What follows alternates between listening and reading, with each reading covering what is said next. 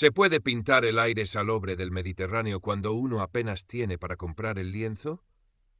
Javier se hacía esa pregunta mientras apuraba el último sorbo de un café aguado en la terraza del Ancla, el bar más ruidoso y barato del paseo marítimo de aquel pueblo blanco colgado sobre el mar en plena axarquía malagueña.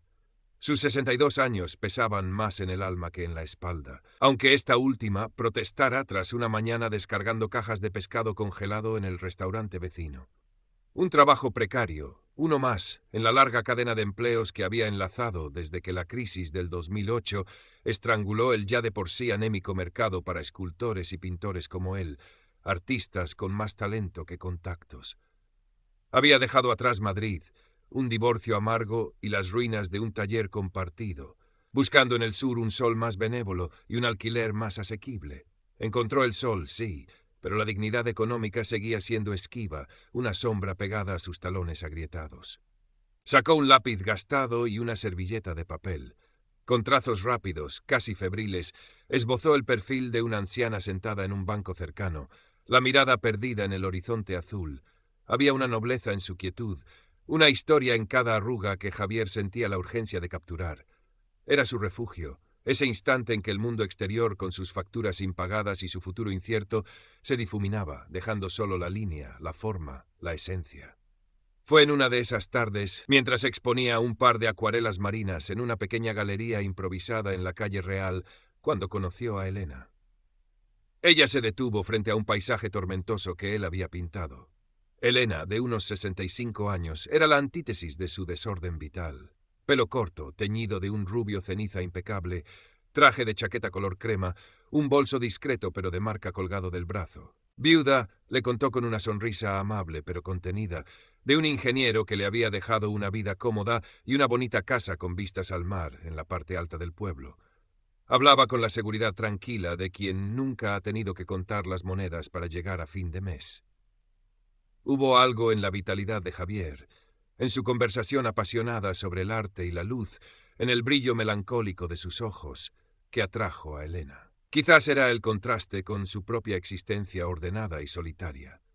Para Javier, Elena representaba un puerto seguro, una calidez inesperada, la admiración que tanto necesitaba su ego magullado. Charlaron ese día y los siguientes.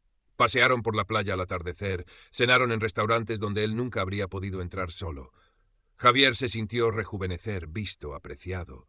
Elena, por su parte, sentía que aquella energía bohemia iluminaba sus días predecibles. La propuesta llegó unas semanas después, planteada con la misma lógica práctica con la que Elena seguramente gestionaba sus inversiones.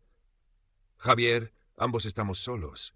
Yo tengo espacio de sobra en casa y tú, bueno, creo que nos haríamos bien el uno al otro. Sería bueno para ambos.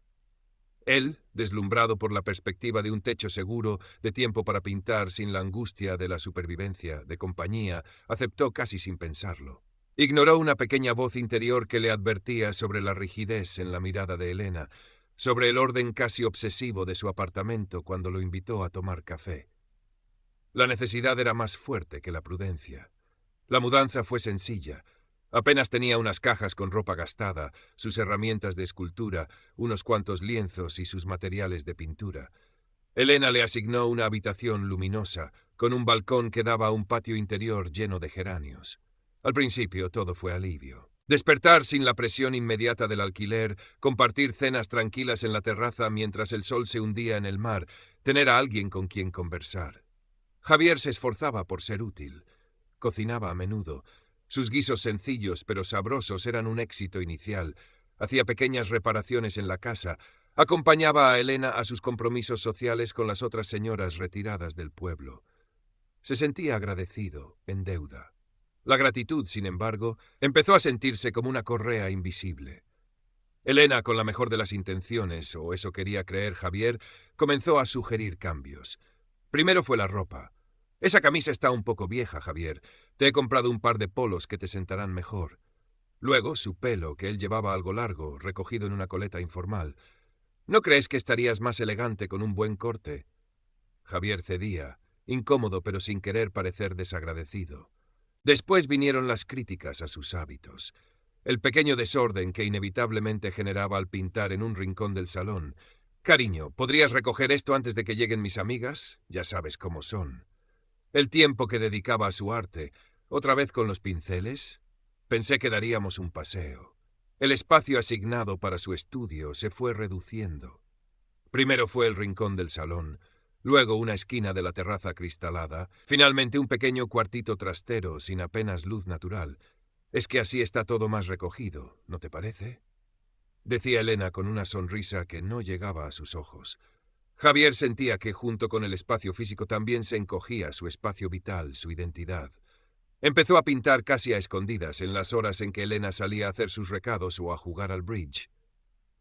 El control se extendió a las finanzas. No era tacañería como la del personaje de la historia coreana que le contó una vez un amigo lejano.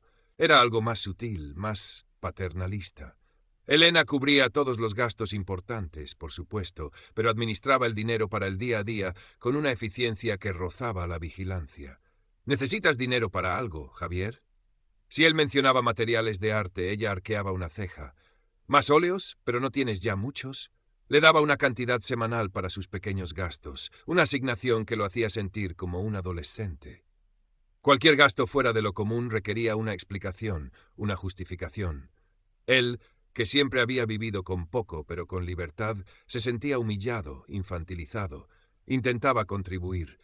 Se encargaba de la compra, negociando precios en el mercado local con la habilidad del que ha conocido la escasez. Cocinaba casi a diario, mantenía el jardín, pero sus esfuerzos parecían invisibles o, peor aún, insuficientes. Si hacía una paella, Elena comentaba que se había pasado un poco con el aceite. Si arreglaba un grifo que goteaba, ella señalaba una pequeña marca que había dejado en el cromado. Nunca había una crítica directa, hiriente, sino un constante goteo de correcciones, de así se hace mejor, que minaban su confianza y lo hacían sentirse perpetuamente incompetente. Las visitas de Sofía, la hija de Elena, se convirtieron en una fuente adicional de tensión. Sofía, una abogada cuarentona de Málaga, práctica y escéptica, miraba a Javier con una desconfianza apenas disimulada. Sus visitas eran siempre correctas, pero frías. «¿Y qué tal, Javier? ¿Sigues con tus pinturas?», preguntaba con un tono que convertía la pregunta en un juicio. Delante de su hija, Elena parecía necesitar reafirmar su control sobre la situación, quizás para demostrar que no había cometido un error al acoger a aquel artista bohemio y sin recursos. Los comentarios de Sofía del tipo «Mamá, tienes mucha suerte de tener a Javier que te ayude en casa», aunque dichos con aparente amabilidad, resonaban en los oídos de él como una confirmación de su rol, el de asistente doméstico con pretensiones artísticas. Fue entonces cuando Javier empezó a buscar refugio en Mateo. Mateo era un viejo amigo, escultor como él, que había recalado en un pueblo vecino hacía años. Vivía en una casa mínima, casi una ruina rehabilitada por él mismo, rodeado de hierros oxidados, bloques de piedra a medio tallar y un desorden cósmico que a Javier le pareció de repente el paraíso perdido de la libertad. Mateo, con su barba canosa, su ropa manchada de cemento y su franqueza brutal, era el único con quien Javier podía hablar sin filtros. «Te estás apagando, Javi», le dijo Mateo una tarde mientras compartían una cerveza tibia sentados en el polvoriento patio de su casa-taller. «Esa mujer te tiene metido en una jaula de oro, pero una jaula al fin y al cabo. ¿Dónde está el tío que se pasaba noches enteras soldando hierros porque tenía una idea en la cabeza y no podía parar?» Javier intentó defender a Elena. «Me ha ayudado mucho, Mateo. Estaba en la calle, casi». «Ya lo sé, y está bien ser agradecido. Pero una cosa es gratitud y otra es vender tu alma. ¿Pintas? ¿Creas? ¿O solo limpias los pinceles para que no manchen su alfombra persa?» Las palabras de Mateo eran duras, pero resonaban con una verdad incómoda en el interior de Javier. Empezó a escaparse más a menudo para ver a Mateo, o simplemente para sentarse solo en la playa con su cuaderno, intentando reconectar con esa parte de sí mismo que sentía adormecida. Compró algunos tubos de óleo a escondidas, ocultándolos en el fondo de una vieja caja de herramientas. Pequeños actos de rebelión silenciosa que, sin embargo, no pasaban desapercibidos para Elena. «Has estado mucho tiempo fuera hoy, ¿no?», le decía al volver, con un tono neutro que escondía un reproche. «Pensé que estarías aquí para ayudarme con las compras. O encontraba los óleos nuevos. ¿Y esto? ¿De dónde ha salido? No recordaba que necesitaras más azul ultramar». La atmósfera en la casa se volvía cada vez más densa, cargada de silencios tensos y palabras no dichas. Javier se sentía caminar sobre una fina capa de hielo, midiendo cada paso, cada palabra. Elena, por su parte, probablemente interpretaba estas escapadas como una falta de compromiso, como una prueba de que él no valoraba la seguridad y el confort que ella le ofrecía. Quizás sentía crecer la inseguridad. La estaba utilizando Javier solo como un trampolín. Se iría en cuanto tuviera una oportunidad. Su necesidad de control, lejos de relajarse, se intensificaba. Empezó a organizar más cenas y reuniones sociales en casa, eventos donde Javier debía desempeñar el papel de consorte atento y encantador, una prueba más de la normalidad de su relación de cara al exterior. Un día Javier encontró uno de sus cuadernos de bocetos abiertos sobre la mesa del salón. No recordaba haberlo dejado allí. En una de las páginas había un dibujo rápido, casi una caricatura, de una mujer regando unas plantas con una regadera de la que salían monedas en lugar de agua. Al lado, un rostro masculino apenas esbozado, con una expresión de angustia. Elena no dijo nada, pero esa noche, durante la cena, el silencio fue más pesado que nunca. Javier sintió una mezcla de rabia por la invasión de su privacidad y de vergüenza por haber sido descubierto en su resentimiento.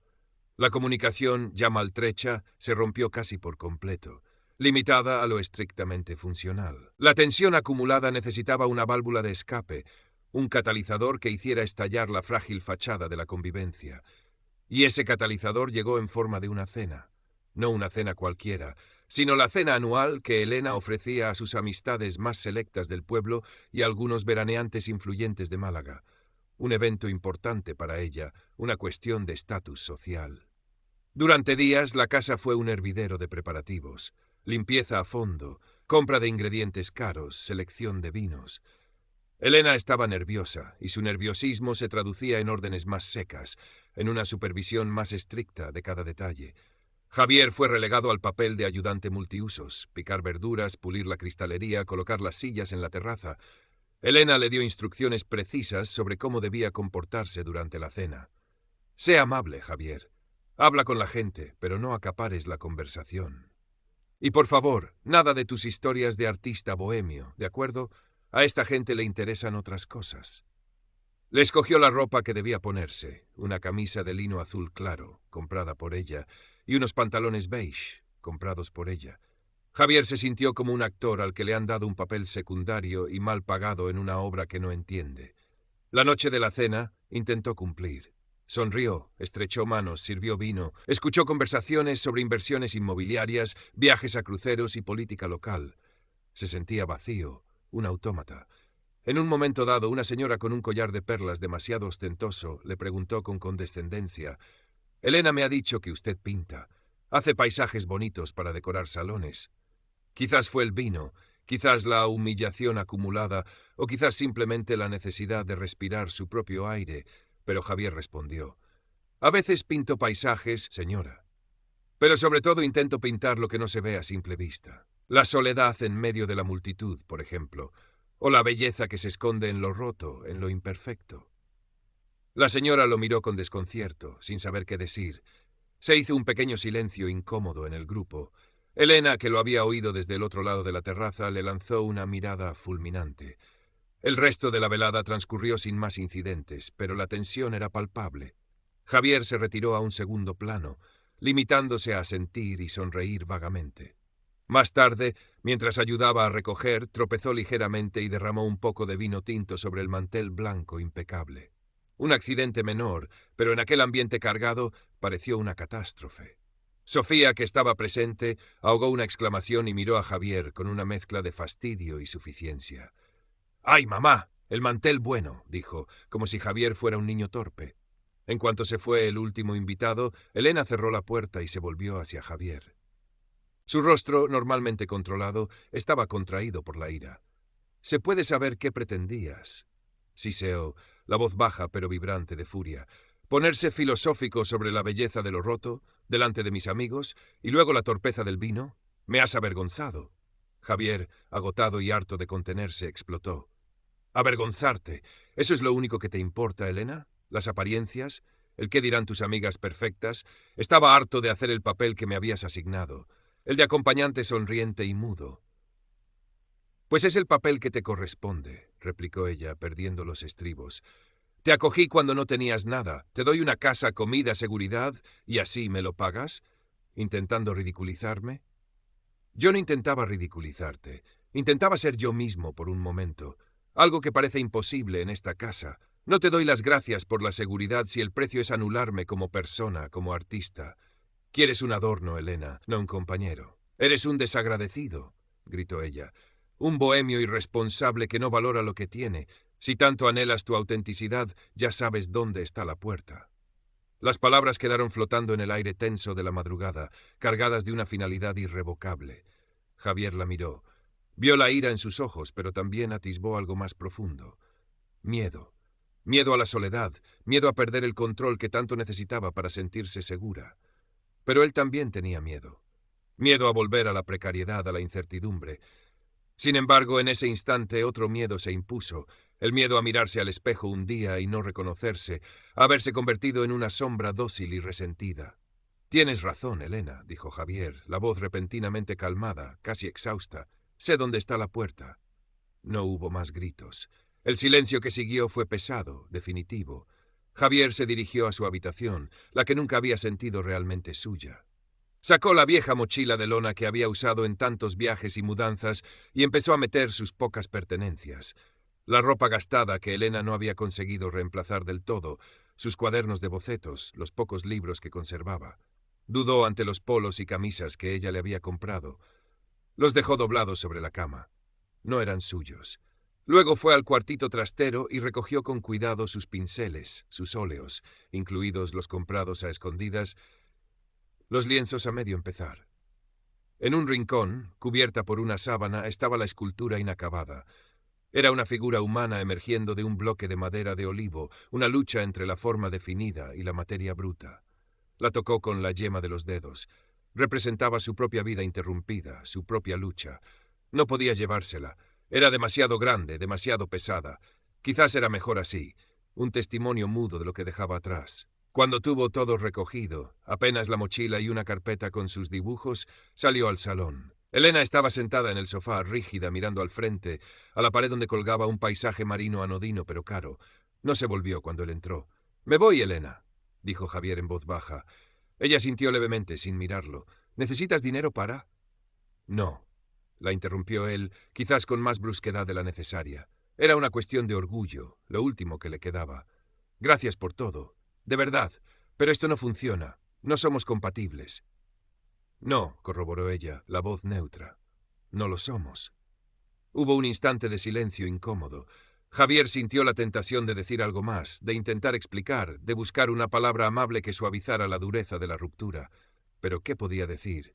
Cualquier palabra sonaría falsa, vacía. Se dio la vuelta y caminó hacia la puerta de entrada. Al abrirla, la luz del sol de la mañana lo cegó por un momento. El aire olía a sal y a jazmín. Echó un último vistazo atrás.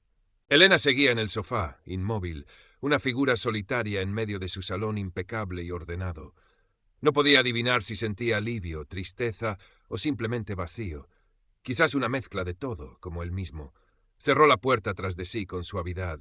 El clic de la cerradura resonó en el silencio de la calle empinada y encalada.